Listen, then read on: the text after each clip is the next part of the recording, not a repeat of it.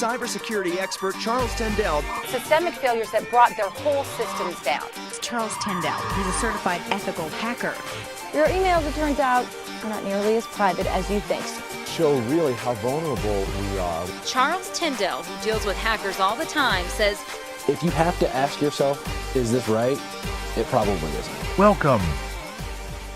What's going on, guys? Welcome once again here to the Charles Tendell Show. You know who I am and you know what I'm about. If not, you know where you're going. Over to the CharlesTendellShow.com, and while you're there, do the thing. Like, subscribe, share, and do all that other fantastic stuff you do online at the CharlesTendellShow.com. And remember, while you're there, do go ahead and click that Get the Latest button and be instantly teleported over to SoundCloud, where you can get the latest, greatest, and past episodes of the show. Or you can hang out there on the Charles Tendell Show and see them all featured there on the homepage and check out some of the things that are going on over on the CharlesTendellShow.com.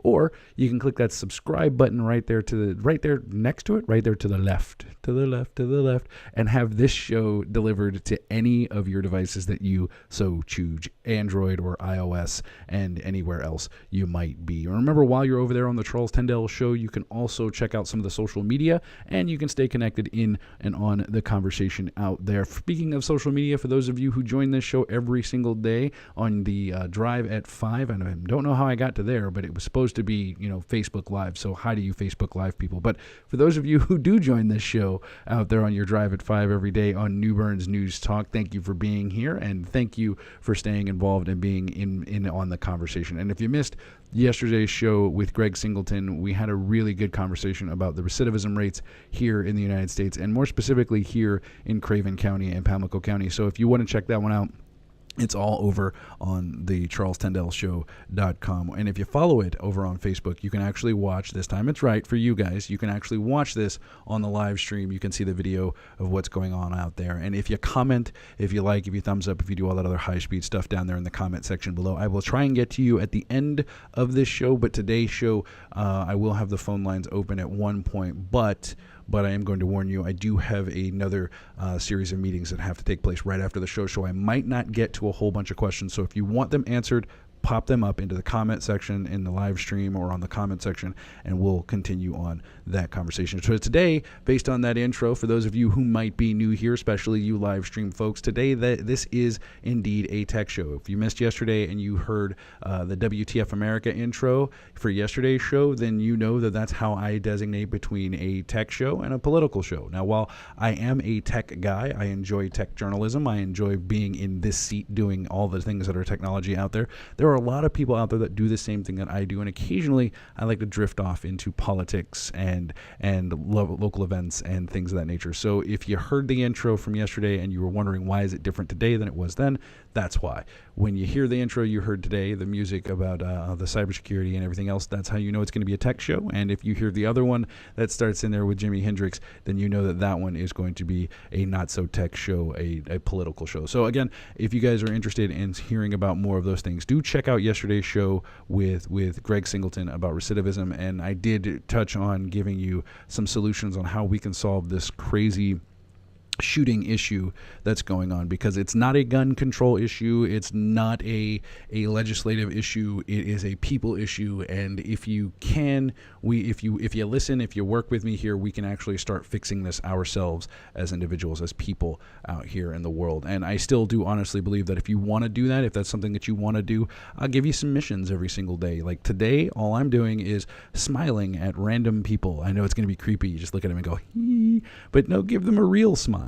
Give them, when you talk to them, when you engage with them, be genuinely excited to see them as an individual and just see what happens. And you do that at least once every single day, and you'll see the world, at least in your local area, be able to change. If you want to get that again, go and check it all out at the Charles Tendell Show and see yesterday's show with Greg Singleton. You can even watch the live stream or check the video out on Facebook. There was some weirdness that took place out there on Facebook yesterday. I think it had a lot to do with the fact that I had WTF and then America and then shooting in the title, because it was blurry when I was broadcasting, like it was blurred out, kind of grayed out on the system. And then when I went to go and share it, I got a bunch of this content may not be appropriate kind of thing, and the numbers for that one were like a fraction of everywhere else. So I'm hoping that it wasn't just a fluke with all the previous stuff being really, really, really, really, really well reviewed, and then this one just because I had a bunch of stuff in there and ended up getting censored. So today is indeed a tech show. And before I forget, remember 252 Radio app. You can get that and still stay up to date on the show if you're not listening locally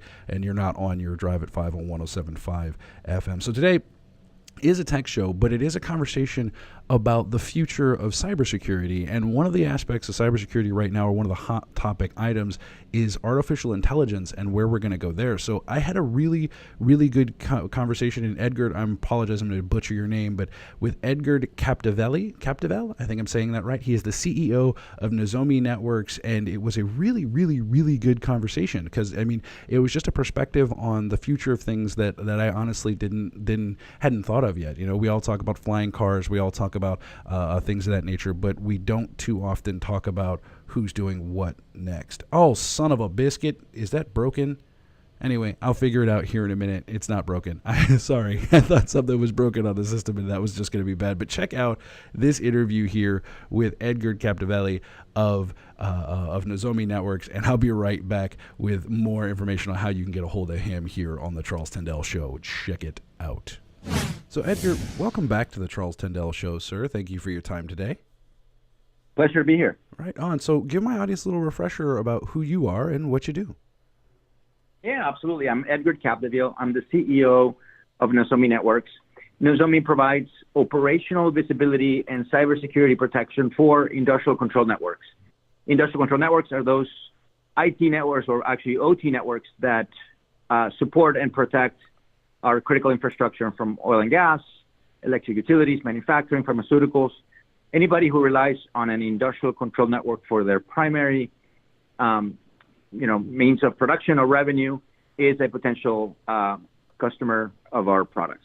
Nice. Now, when you say industrial control, and you gave a couple of examples there, does that mean, like, when you say oil and gas, are we talking about computers at pump stations? Are we talking about electrical control stations? What sort of places would we see where Nozomi Networks protects people? Yeah, that's a great question. So most people are going to be familiar with IT networks. We've lived IT networks forever. They connect laptops, printers, and you usually have, Salesforce.com, your CRM systems, email and printing jobs going over IT networks. OT networks, or industrial control networks, are networks that are very similar from a technical point of view. They rely on the TCP/IP stack, but they tend to connect control equipment with PLCs, or programmable logic controllers. Basically, if you want to power or enable an industrial process like refining, connect those furnaces with those conveyor belts, with those pipelines, then you need a industrial control network. And usually you only have one process running in there, which is all the traffic supporting your industrial process, whether it's refining or supporting your electrical grid, or a manufacturing production line, or whatever that industrial process is. Nice. So chances are, regardless of where you are in the spectrum of technology, you've probably run into or been benefited from the use of one of these pieces of technology. Correct. If you drive a internal combustion engine car and you like turning on the lights in your house, then yes, you have experienced the benefits of industrial control network and automation in general. Right on. Now, in the grand scheme of things, when people talk about this level of interconnectivity and the protections that Nozomi provides, the idea or the question becomes, what are we talking about here? Are we talking about like the end of the world if all of these things were to fall off, or what is the scariest thing in your head that could happen in the event of some sort of breach with these devices? That's actually a really interesting question, because I think the threat environment and the threat vectors have changed dramatically, right? So if this industry got into everybody's radar about 7 to 10 years ago, when Stuxnet came into play here. It was very difficult for people to wrap their head around Stuxnet, because it's something that happens very, very rarely, but when it happened, and it would be an attack coming from a nation state.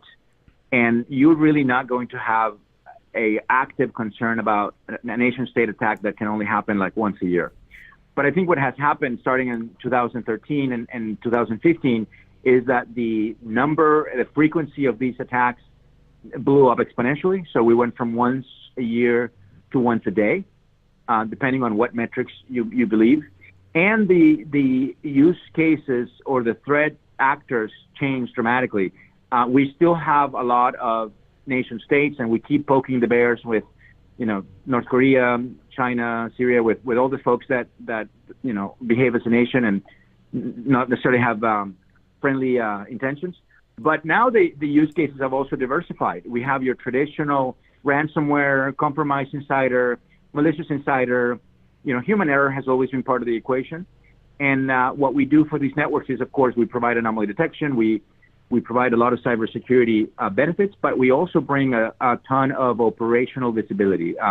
These networks don't have the proper instrumentation that traditional IT networks have, and human errors or having your service provider make a mistake or be careless about how they service your industrial control network is something that you need visibility and kind of predictive abilities to be able to mitigate and react to those issues.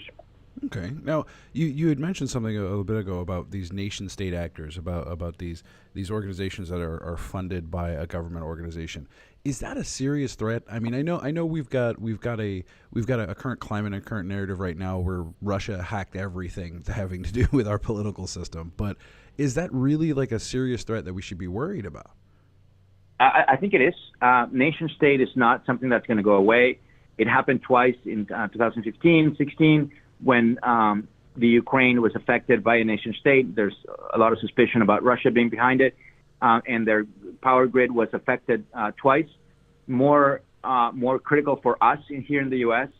is, last month one of our partners, FireEye, made an announcement or made the news by reporting that the North Koreans have spent a significant amount of time doing reconnaissance work in our electrical grid. That's in the news. So yes, I think it is absolutely something we need to worry about. And we haven't, thankfully, had, quote unquote, an industrial 9/11 here in the U.S. yet. Mm-hmm. But we should not be caught off guard. I mean, I can see the industrial kind of fire sale kind of scenario going on around there, and I can think of a few different scenarios where it would be absolutely terrifying to see something like this all happen. We're talking about our trains not moving, our trucks not being able to get anywhere, electricity not flowing, and things of that nature. But in the reality of it, or the next level of it, is aren't all of these things kind of physically protected? I mean, you can't exactly just walk into or plug into a critical infrastructure system without getting through at least three to five people. Yeah, that's for humans and for the physical world, but of course, in the networking world, the term has been air gapping. So air gapping has been a practice since early days, and it used to be very effective before the networks converged, when you had dedicated networks that were proprietary in hardware and fully proprietary from a software stack perspective.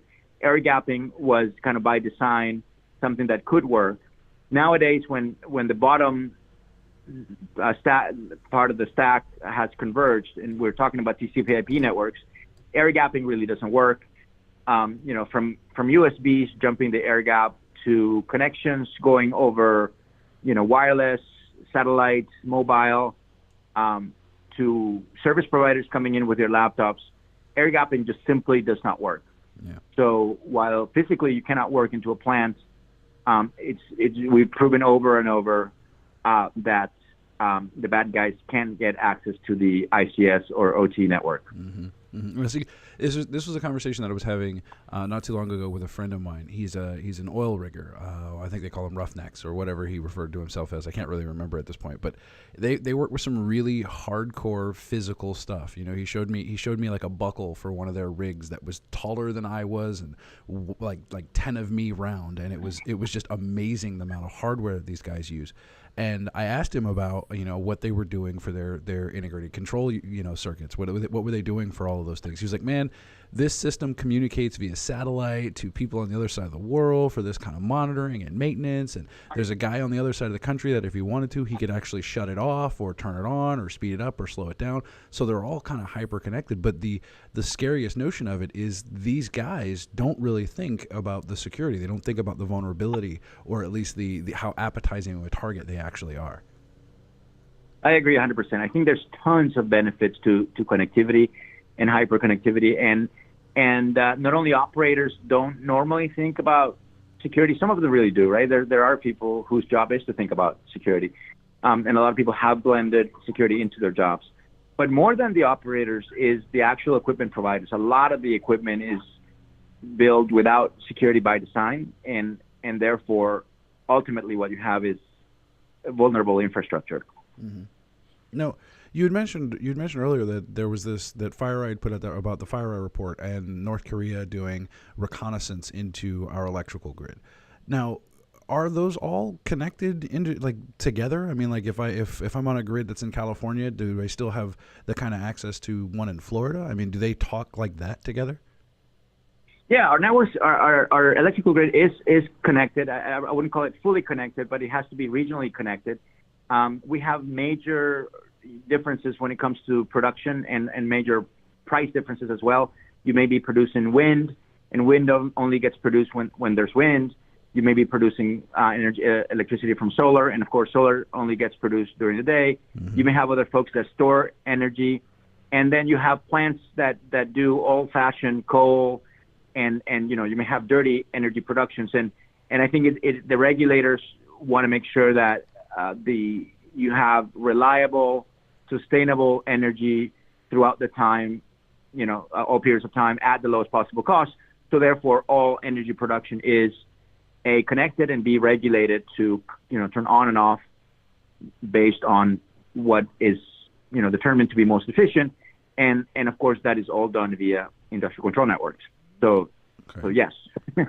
Well, I mean the idea that going in even with the power of somebody behind them like North Korea or a nation state or some sort of hacktivism kind of cause going on, and I mean we see it in like Mr. Robot and all these other places where the narrative is I can shut down the whole country. And me personally, I've always been one of those people who are like, there's way too many redundancies. There's way too many people in between. There's way too many cats like Nozomi Networks that is doing these things.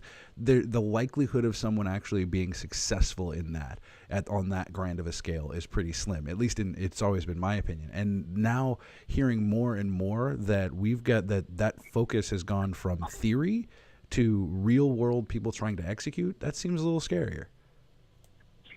Yeah, it is. Like I said, I mentioned this to you last time we talked. I'm an optimist. I think adoption of visibility and protection technology like Nozomi is going to expand. It has expanded significantly this year, and it's going to continue to expand into next year. I think the number of folks that are in education mode are going to complete their research and the determination of what's best for them, and they're going to move into action faster than that you would expect. Next year seems to be a very significant growth year for our industry. Mm-hmm. I'm an optimist. I do agree with you that I'm going to vote for the good guys. I think the good guys have better odds and can have better tools if they decide to implement them. Mm-hmm. Mm-hmm. No. In terms of, like you said, you're an optimist, you're hoping for the future. What are some predictions that you're seeing coming down the pipeline? I mean, we're in the ransomware age, although that seems to be kind of dying out. We've got more answers to how that's all going to work out. But what do you see is going to be some of the major threats coming up in the next, this last quarter, next year, next 2 years? Well, I'll go back to the predictions piece. We are actually working on a piece that should come out very soon about what are we predicting for next year. And I'll give you some of the themes. One of the themes that we want to assert as changing is the era of internet prohibition. We just talked a little bit about the air gapping culture and how people really prohibit internet access and any connections between their industrial network into the internet. And that is very similar to what happens with, I'm going to make an analogy, if you will, alcohol consumption. Whenever you had the era of prohibition, mm-hmm. and think speakeasy, mm-hmm. The reality was that irresponsible drinking was really bad, and when you treat things that are illegal as illegal, they you can't really regulate them because they're illegal, and they are going to happen illegally, and they're not going to happen the best possible way. You're not going to have proper protections. Mm-hmm. So regularizing internet access for industrial control networks would add a tremendous amount of benefits because, as we mentioned earlier, we all need to be connected. But then you have to acknowledge that connection exists, and then you are going to apply proper regulation, just like we applied, taxes to alcohol and made alcohol legal. So we're calling it the end of the internet prohibition for industrial control networks, and it's really a driven by the backfiring that comes from prohibition. That's one of them. Another one that is maybe a little bit self-serving, because we are implementing or applying artificial intelligence and machine learning techniques to anomaly detection in that industrial control network, is that artificial intelligence will move into kind of the mainstream adoption for anomaly detection into these control networks. I think these attacks are becoming more and more sophisticated, and it's been harder and harder for humans to detect this, much less detect it in real time, and react to it as fast as you need to react to for bad things to be mitigated. So the move to use artificial intelligence for detection, we believe is going to be common, very common next year. No, go ahead. That partially worries me. I mean, we've seen all of this push into AI, and this isn't anything new. This has been something people have been trying to achieve since the dawn of the computer network, since the dawn of computers themselves. Right? They've been trying to figure out how to make a computer think similar to a human being and get them to a point where they can make rational decisions. I would be worried that an AI that is in charge of protecting or regulating or switching on or detecting anomalies, right? In a world where human beings themselves have problems differentiating from normal network traffic and malicious traffic, or normal network behavior and malicious behavior, would have a tendency to kind of false flag stuff. I would think that an AI would be erring on the side of caution more often than not, and we would end up having a lot more disruptions. Yeah, I think the way to think about AI in the way I'm referring to it is less of a fully conscious AI or a Terminator-like AI. I'm talking about applying AI techniques and machine learning techniques where you create an internal representation of your external world, but not from a human perspective. And I'll make a quick analogy, right? Imagine that self-driving cars are here. Self-driving cars don't need to think like a human. Mm-hmm. They don't need to understand what a kid is doing in front of you, and is that a red bike or a pink bike that just crossed in front of the car? Mm-hmm. They don't need to have human understanding. They only need to have machine-level understanding, and they need to get you from A to B using their GPS and their sensors without crashing. Mm-hmm. Crashing being an internal concept. The machine is not going to understand what crashing means. Mm-hmm. So that's what I mean. What we do is we apply machine learning techniques and artificial intelligence to create an internal representation of what the physical process is, whether it's refining or electricity generation, whatever it is, and but not from a human perspective. We don't really teach chemistry or physics to the computer. We gather this learning, or we build this model from network behavior. And again, it's a computer model. It's not a human model. So we detect anomalies based on that computer model created about the physical process, and we're able to detect changes and patterns that humans just cannot see. Mm-hmm. In the process. Does that make sense? It makes total sense. I mean, it is the definition of the devil is kind of in the details, and we're teaching these machines not to go so far past those details. But in the same analogy that you have the child comes in front of the car, you're right. The computer doesn't need to know that there is a bike, that they're wearing red, that they're they don't need to know all of that information. Just stop the car. But let's take that into a scarier account. You've got a guy with a gun who's getting ready to hold you up at an intersection. Car stops for that guy. Do you override that? The human involvement is the next level up. And in terms of setting an AI free, just saying in any case, hey, if you meet all of these conditions, or if you detect this slight variance, stop. Or what's the next step? Call a human. Because now we're still doing the same kind of detection, the same kind of thing. The human still has to make the determination. Yeah, and I would argue, I would take the exact same example, and I would actually apply it to our platform.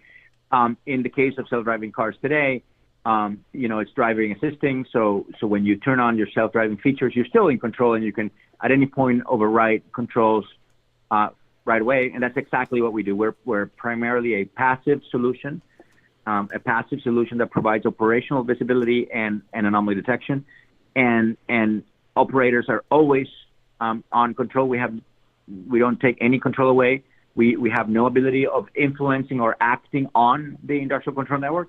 The only thing that we can do is we can take information, analyze it, and derive the conclusions faster and answer questions faster than any human could possibly do. And we do that, again, by automation, by matching patterns, by utilizing this internal model that we built of your physical process. Okay. Now, I mean, it's still with the human at the end being able to make the decision. I'm always leery about any type of AI technology. I don't know. Maybe it's that I've seen too many episodes of Battlestar Galactica and think the Cylons are going to revolt and take over everything and lock us all out. I guess that's just me. I'm just geeky that way. There are folks on both sides of that camp, from Musk to Gates to Kurzweil. I think we're at least a decade away, and I think we have, practical issues and very, there are very real things that we should fear that can happen before that decade comes around. So we're focusing on those. I mean, I can see both sides of it. I'm not the type of person to be like, let's ban the internet to keep libraries alive. I want to further the technology. It's just, we live in a world now, right? We live in a world now where we've got interconnected like refrigerators, so you can remotely view, whether you have enough lettuce in your refrigerator. And it's like, that's a great technology. That's really useful. What are you doing to protect people from just snooping on your refrigerator? Would anybody want to snoop on your refrigerator? Or, what about when you add a credit card to it? Now we can just buy up a bunch of stuff on Amazon. Or speaking of Amazon, the whole Amazon key thing that just recently came out, where are we going with this technology? And shouldn't we be fundamentally thinking, hey, we need to design and build fail-safes into this now, as opposed to like we're doing with the autonomous car industry, build it and then see if security comes? Yeah, actually, that's my cue for maybe talking about the last prediction I wanted to talk about. Sure. We have seen a very interesting set of developments this past year, and we're going to make a prediction for next year that security by design is going to be more predominant in industrial control networks. When we have an industrial control networks laboratory. I'll give you one quick anecdote. And we buy equipment all the time. The other day, we bought a piece of equipment from a not to be named vendor, and we used the latest technology, their latest platform with their latest software. And, it had a 5-year-old vulnerability and a 10-year-old vulnerability still present. You could basically shut it down by sending in the wrong commands. And that was very disappointing. But on the other side, we made the exact same purchase from another vendor, also not to be named here. And we saw a lot of, important developments when it came to security by design. Mm-hmm. As I may have mentioned last time, one of our co-founders, Moreno, chairs the committee implementing encryption standards in our industry.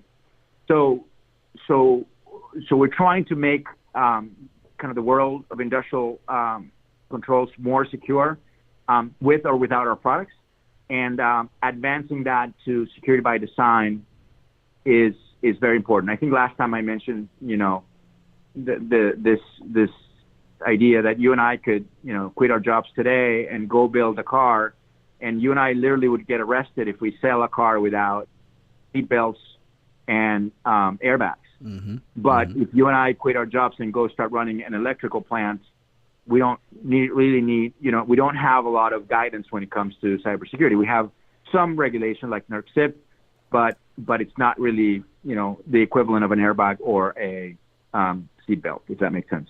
It makes sense.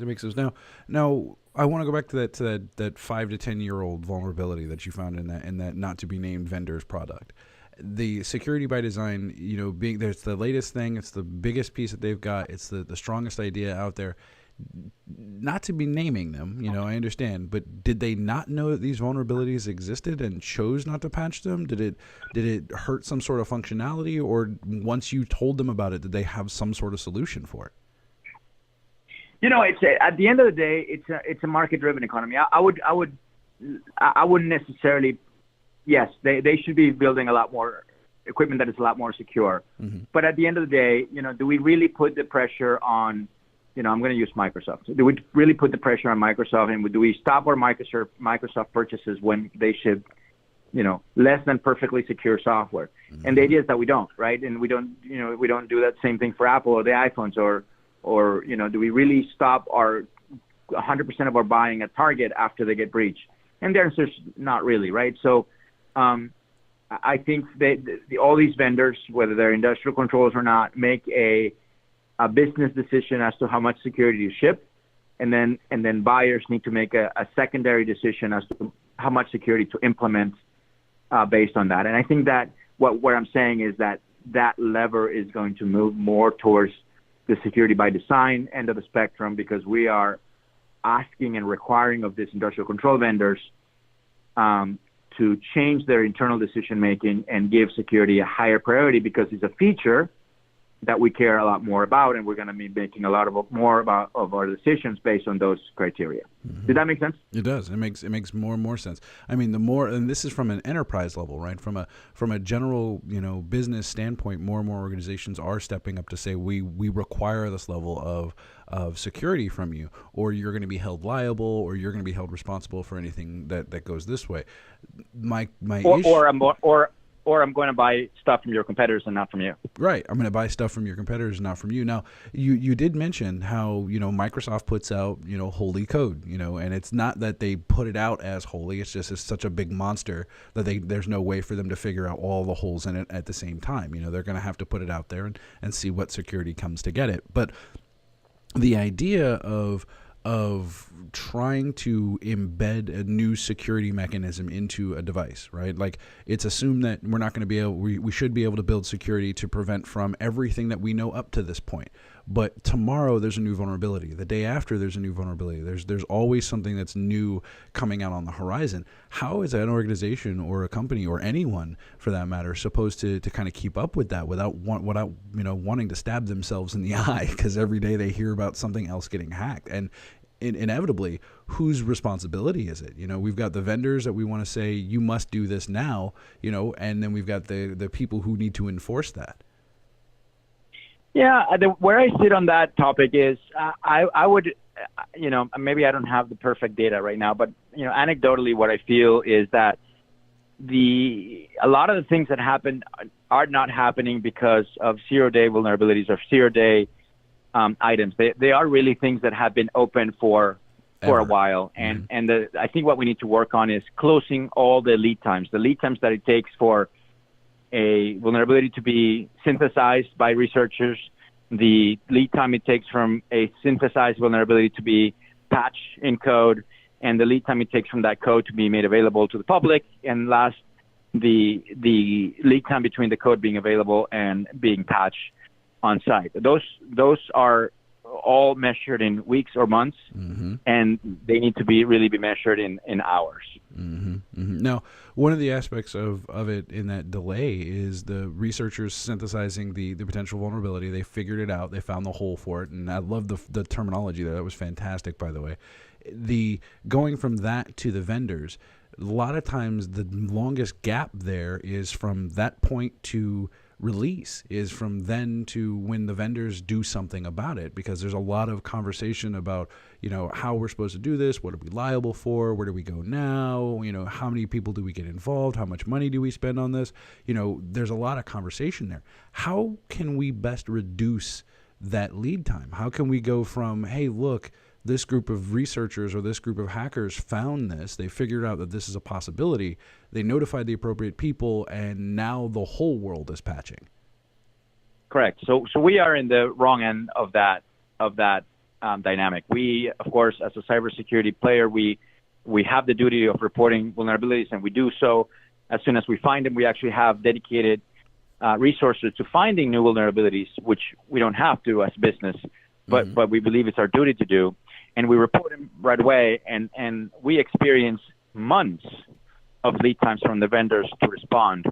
And the reality is that for those vendors, this is not a revenue center. This is obviously a cost center, or it is perceived that way. And I think from a buyer's point of view, I think it is the duty of the buyers to to change that. If I'm not going to buy your products because you're not doing this fast enough, then you stop being a cost center and you start being a revenue center. Mm-hmm. And that's what we need to do. We need to demand more security, and it because we're in a market economy, it has to be driven by the buyers. Has to be driven by the market. Now, you had said that we're starting to see more organizations push toward that direction to start saying, we're not going to be responsible, we're not going to be liable. How can we encourage that more? A lot of the decisions making, and this happened to me on multiple occasions around multiple, executive tables where, hey, here's the best solution. Yes, it costs more than this solution over here, but the cheaper solution is typically the one that doesn't meet the minimum security requirements, but that's the one they choose because of the dollar sign there. How can we encourage these companies to start moving in that direction? Listen, I think there's many levers there. One, of course, the easy one to mention is regulation. I think we need to be more security oriented when it comes to regulation. I think it comes along with vision.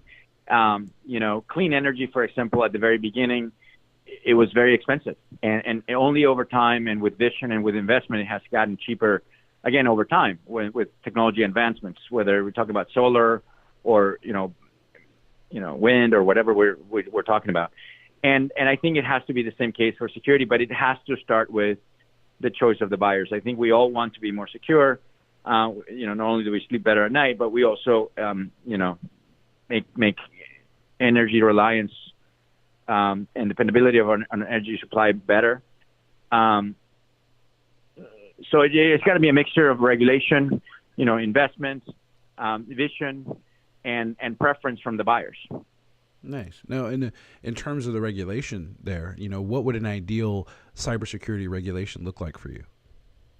Well, I think we're working with the frameworks that we have, and I have seen, and we, pleasantly, not pleasantly surprised because it's not a surprise, but we have seen with a lot of positive reception that the fact that a lot of regulatory frameworks like NERC-CIP, NIST, C2M2, and others are being taken a lot more seriously. They're growing more teeth, and that has been a positive development. I think pretty much now everybody's required to be monitoring their industrial control networks if you want to be associated with energy, which is a very basic requirement. So I think we are, if you go back to my car analogy, we're in the seatbelt era, and I think what I feel is that we need to move to the airbag era.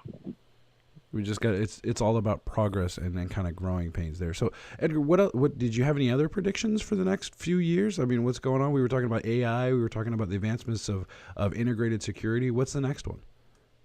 Well, I'll share with you one more. The other one that we've been seeing is it has to do with expertise and skill set availability. I think everybody knows, it's not news, that we have a gap, shortage of resources when it comes to people. And not only does it have to do with people, but it also has to do with skill set. Even when you have people that have a title that, with cybersecurity in it, is that person, even have enough skills? Maybe 80% or 60% what they need to be. So both people and skills are a big shortage. And what we have seen, and I want to emphasize the partnership I mentioned with that Nozomi has with FireEye, is that services is going to take a predominant role, because not every company, especially electric utilities in the U.S., are going to be able to, especially some of the smaller ones, are going to be able to hire and retain the type of talent that you're going to need to protect yourself. And services, shared services in particular, we believe are going to be the norm down the line. But we believe specifically that next year, we're going to have a resurgence associated with those types of services, where we get to share and leverage expert resources across, the many of us that need access to them. Mm-hmm. Now, in terms of the shortage of personnel, do you think we just don't have enough trained people, or do you think, what's the gap there? Because I know a ton of analysts that are just currently out of work. They're looking for jobs. They're trying to get in. They're trying to find their niche out there, or they bounce from place to place to place. What, in your opinion, is mostly contributing to that gap? Yeah, the gap is not new. Many folks have talked about that gap. That gap has to do with the number of cybersecurity professionals that we have, the salaries that the good ones tend to draw, and just plainly the number and availability of them. They are not as available as the market would need. I think, how many companies associated with electricity generation do we have in the U.S.? About 3,000 plus companies, right? Or maybe even more. Can each one of those hire, a staff of cybersecurity professionals? We don't have that many cybersecurity professionals. Specifically, we don't have them in ICS or in industrial control networking.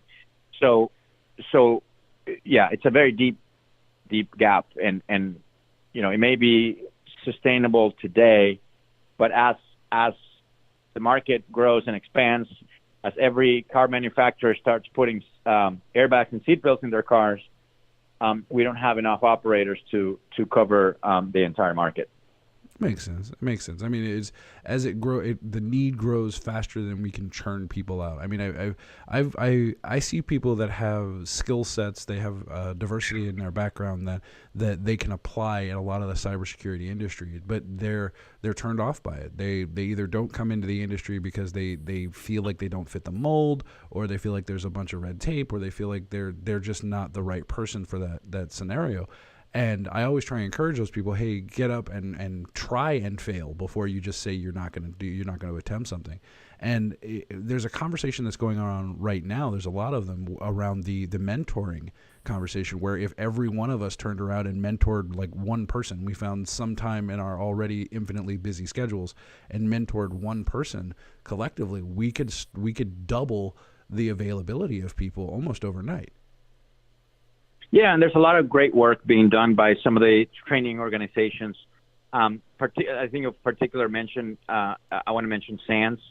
SANS has been a great source of training, research, and it's been a great group to work with. We sponsored with them a ICS cybersecurity survey a couple months ago, I believe back in June, where the survey was made available in our website, and you can see what are the things that folks in industrial control systems fear the most from a threat vector, what are the things from a protection point of view that they're looking to implement, and so forth. It's a very interesting survey. That's a great organization for getting training, for getting research, and they have a great reach. I think they can reach over 130,000 professionals in our space.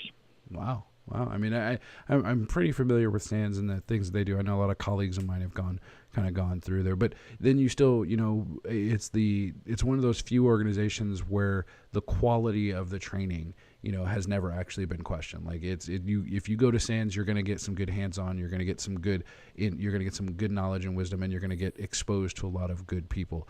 But you had mentioned it earlier, does that mean that the people who go through these courses, the people who go through these training, they may be given the information, but how do we ensure that they're retaining the information so that when they come to present anything, they've got that 60% of their skills, they've got that 75% of their skills or 80% of their skills, and they're not making rookie mistakes.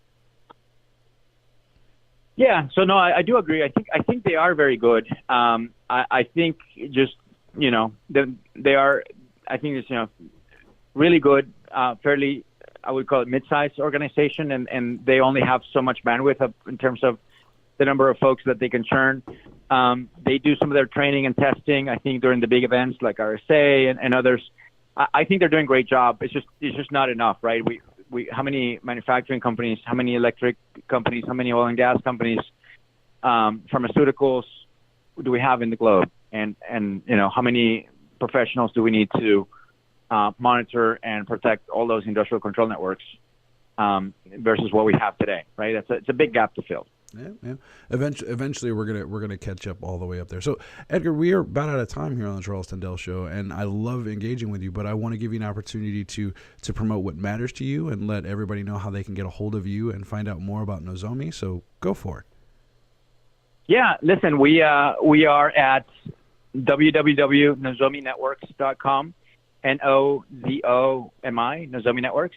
We have a lot of great content there. We have videos. We have guides for complying with, NERC and NIST. We have information about our products, the events that we have attended and that we'll attend, our partners.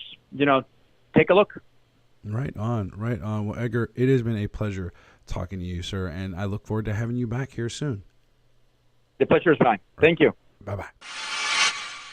So there you go. Really good conversation with Edgard Capdevielle of Nozomi Networks. I'm hoping I'm saying your name right, Edgard.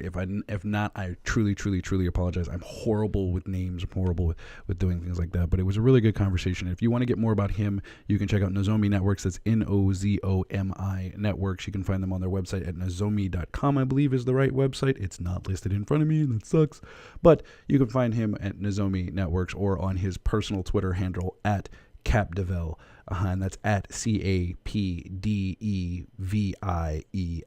and you can find him over on Twitter and continue the conversation how you see fit, or at least get his opinion on a lot of other things, because the future in cybersecurity is a fairly interesting one, quite honestly. And the beautiful thing about it is 10 years ago we couldn't even think of the term cybersecurity, and still today we have a lot of people that don't know what that term, whether it is cybersecurity or information security or cyberspace security or whatever we're calling it. So there's so much movement in this space. There's so many different things. So we'll be happy to see where this goes. And maybe Edgard is right. Maybe it'll be more AI that'll be doing all of these things. But I still do have my apprehensions when it comes to stuff like that. I think AI is going to be one of those things where once we let that cat completely out of the bag and start controlling things, it's going to be a battle, because we're going to have to figure out exactly what that sweet spot is. We don't want it overreacting, and we don't want it underreacting. I mean, could you imagine having an overreactive artificial intelligence that's like, nope, that light blinked, it's off?